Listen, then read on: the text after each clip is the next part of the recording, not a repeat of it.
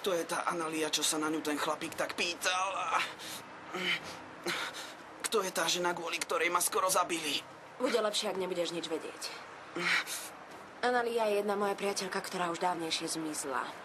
Až dodnes som si bola istá, že ju dal Montano zabiť. Ja si nájdem toho chlapa. Prisahám, že mi za toto zaplatí. Nehovor niečo, čo nemôžeš splniť. Zabudni na Montanu, áno? Nikomu, kto má aspoň trochu rozumu, by nenapadlo sa mu postaviť. Má celú armádu mužov a o mnoho viac peňazí ako vláda. Skôr, ako by sa ti podarilo skriviť mu čo i len vlások, bolo by po tebe.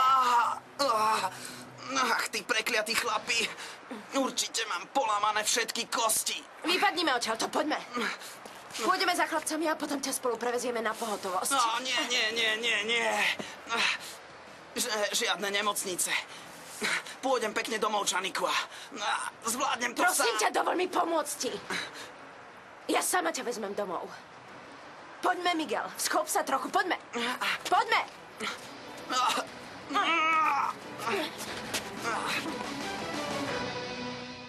Oče, poďte ďalej, prosím. Stalo sa niečo môjmu synovi Miguelovi? Hľadáte jeho? Nie, seňora. Mal som začať tým, že vám poviem, že som otec Benito Santaella a že okrem spovedníka som aj osobným priateľom seňora Ernesta Andradeho. Ach, Bože, nehovorte mi, že Ernestovi sa... Nie, to vôbec nie. Ernesto je na tom zdravotne trochu horšie odvtedy, čo mu zomrela jeho dcéra Mariana. Ale nie som nositeľom zlých správ. Verte mi. Ach, vďaka Bohu. Prosím vás, sadnite si. A prepáčte mi ten neporiadok. Mám veľa práce a málo miesta. To je v poriadku, ďakujem. Ale nedáte si kávu? Ja vám prinesiem aj kúsoček torty. Nie, netrápte sa, to naozaj nie je nutné. Navyše naozaj som prišiel nevhod, až teraz som sa uvoľnil, ale Ernesto mi rozprával o vás a vašom synovi Miguelovi. Tak som vás chcel teda spoznať. Áno. Ernesto je veľmi dobrý človek a je veľmi galantný. Vždy som ho veľmi obdivovala a mám ho veľmi rada. Viete, odkedy sa narodil môj syn Miguel, stále sa o neho staral. Ja sama som mu musela zakázať, aby sa k nám približoval, lebo som vedela, že má vlastnú rodinu. Áno, Ernesto na vás veľa myslí. Požiadal ma, aby som sa zoznámil s vašim synom a pomáhal mu tak, ako budem vedieť. Ernesto je dobrý človek. Veľmi dobrý. To je pravda. A kedy budem môcť spoznať Miguela? No, v poslednej dobe je trochu zvláštny, otče. Miguel, čo sa stalo, synček? Bože môj, čo sa stalo môjmu synovi? Čo mu to urobili? Sem, poďte sem. Tu je jeho izba. Poďte, položte ho do postele. Ach, Bože môj, čo ti to urobili, synček? Kto ťa takto poriadil? Kto to bol? Tvoja prítomnosť v tejto reštaurácii mi nedá pokoj. V čom zasa ideš, Ricky? Mám taký pocit, že tu niekoho hľadáš. Povedzme, že áno, povedzme, že nie. Povedzme, že niekoho hľadám a že nehľadám nikoho. Aký si záhadný. Čo? Nebodaj je to tajomstvo? Náhodou áno. Je to tajomstvo, ktorého si aj ty súčasťou. Ale čo? Áno, pamätáš sa na tú nešťastnú nehodu, pri ktorej pred rokmi zomrela tvoja sesternica? A čo je s tým? Anielik, zmenila si výraz. Nerada hovoríš o tejto téme? Prečo miešame whisky s touto témou dnes večer? No, lebo ide o to, že som poveril jednu moju priateľku veľmi dobrú, aby pre mňa niečo urobila.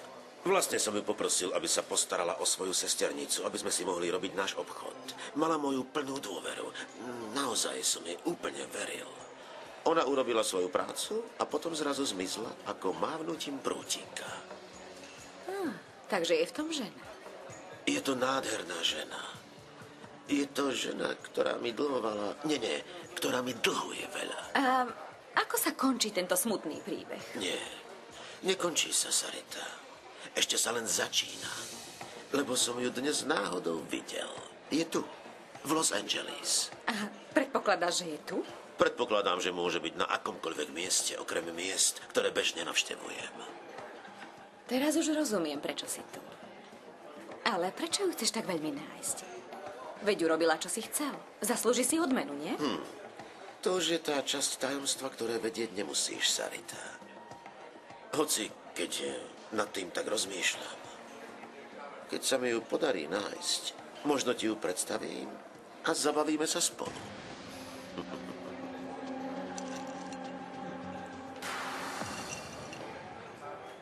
Myslím si, že už je trochu neskoro. Mala by som už ísť. Dobre, tak ťa teda odveziem domov. Nie, netráp sa. Môj strýko na mňa vonku čaká. A ako vieš, že už prišiel? Nie, neprišiel. On nikdy neodišiel. A mala som ti to povedať. Priviezol ma a čaká na mňa vonku. Mohla si ho zavolať dnu. No, dobre, to nie je moja vec. Neviem, prečo sa tak vypytujem. Nie, prepáč. netráp sa. Povedzme, že sa o mňa príliš stará. A navyše bývame veľmi ďaleko, takže zrejme si chcel ušetriť cestu.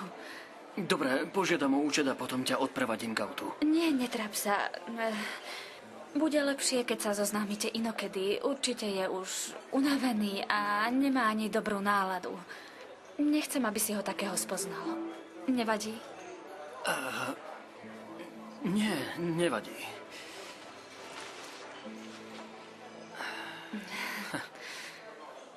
Pardon, to je prvýkrát, čo som so ženou ako si ty. A neviem sa správať ako gentleman, tak je to. Ale ty si veľký gentleman. Nemusíš robiť nič preto, aby si ním bol. Ďakujem ti za dôveru a za tvoju trpezlivosť. Určite sa ti zdám veľmi neistá kvôli toľkým problémom, ktoré mám. Nie, to vôbec nie. Som veľmi šťastný, že budeš pracovať pre mňa. A Adri bude tiež. Určite ešte nespí a čaká na mňa, aby som jej povedal, či som ťa prijal, alebo nie. Povedz jej, že jej posielam pusu a že som šťastná, že som jej kamarátka. Tak dovidenia zajtra. Dovidenia zajtra.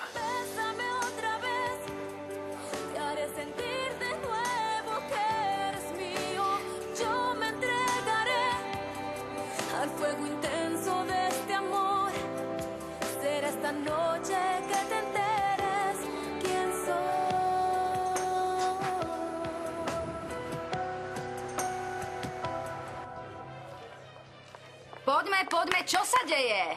Ste dnes nejaké lenivé? Pohnite si. Dnes budeš len hýbať telom do rytmu. Nebudeš robiť striptease, až pokým neodrobíš pár hodín. Myslíš si, že by som mohla odísť skôr? Zajtra mám skúšku. Zlatko, ponúkame ti príležitosť, po ktorej túžia mnohé. Plat je veľmi dobrý. A ešte lepšie prémie. Nezačnaj si klásť podmienky. Máme zoznam s ďalšími uchádzačkami, ktoré ťa túžia nahradiť. Tak si pohni, nech je to za nami. Bože môj, čo poviem mame, keď sa vrátim nad ráno? A ty si nebola s Kamilou? Nemali ste sa dnes večer stretnúť na univerzite? Áno, isté, že sme sa mali, lenže ako ju poznám, tak určite zabudla na to, že som jej povedala, že ja neprídem. A ja som si zase myslela, aby nešla sama, tak radšej zostanem doma. Veď vieš, aká je Kamila. Vieš, že pre ňu neexistuje nič dôležitejšie ako učenie jej, univerzita. Vieš, ďakujem Bohu za to, že moja dcérka sa tak vydarila. Je taká vzdelaná. Áno, samozrejme, že áno.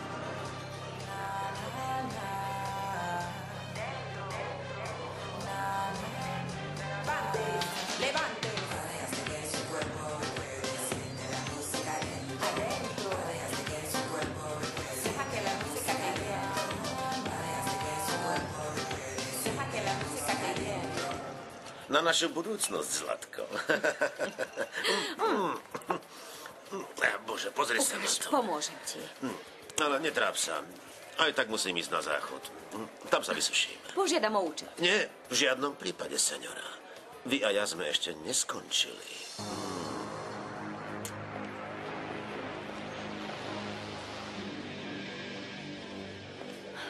Gino? Prosím, señorita. Daniel Montiel je ešte pri stole so svojou priateľkou. Señor Montiel si už vypýtal účet, señorita, ale jeho priateľka tam už nie je. Poďme zistiť, ako si dopadol s opatrovateľkou.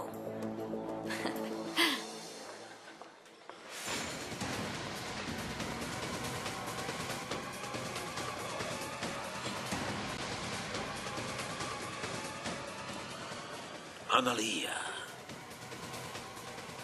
Ja ťa dostanem, dievčatko. Slovenské znenie vyrobilo štúdio Enter.